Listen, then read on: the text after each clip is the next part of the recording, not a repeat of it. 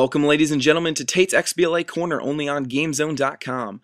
I'm your host, Tate Steinlog, and I'll be diving headfirst into the latest Xbox Live Arcade and Xbox Live Indie games, letting you know if they're worth spending points on or if you should merely pass. As if Poseidon himself extended his hand in friendship and they spat in his mouth. Boy, he was pissed. He was mad. And the rain came down like a shower of bullets.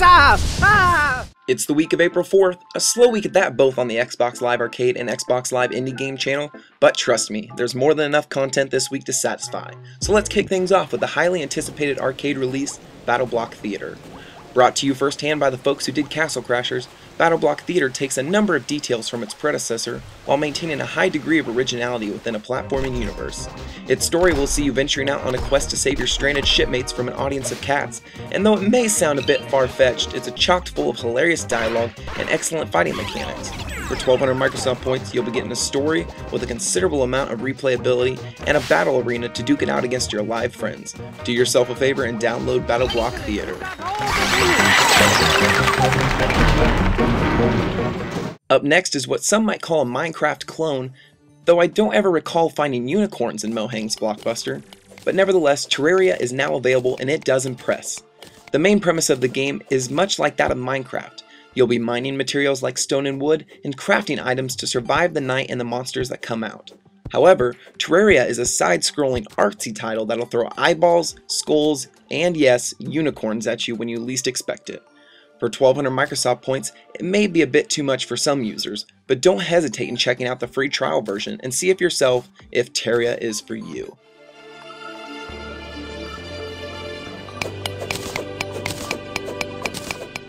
Moving on to the Xbox Live Indie game side of things, we have Death Goat. I won't lie, I about passed up this game because of its zany title, but I'm glad I didn't. Death Goat will take fans back to the beloved indie game, I Made a Game with Zombies, as it's an over-the-top twin-stick shooter that throws waves of enemies at you at a time. However, Death Goat shines with a number of licensed tracks from some notable metal bands, and with its glory kill sequences that I've yet to grow tired seeing. For some, 240 Microsoft points may be a bit too much when I Made a Game with Zombies is still available for 80 Microsoft points or $1. But if you're into metal or goats, definitely download Death Goat.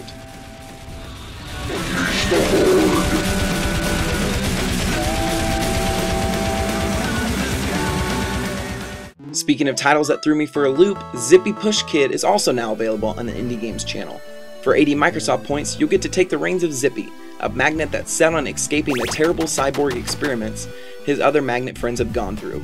Interestingly enough, as a platformer, much of the game is contingent on the right thumbstick instead of on the buttons as most titles normally do, and this actually makes the game quite fascinating. As you go, you'll have to use this control sequence to interact with the world to get Zippy freed while you face frontal assault from turtles that have really just had a bad day. If you're looking for a cheap alternative to some pricey platformers, give Zippy Push Kid a try.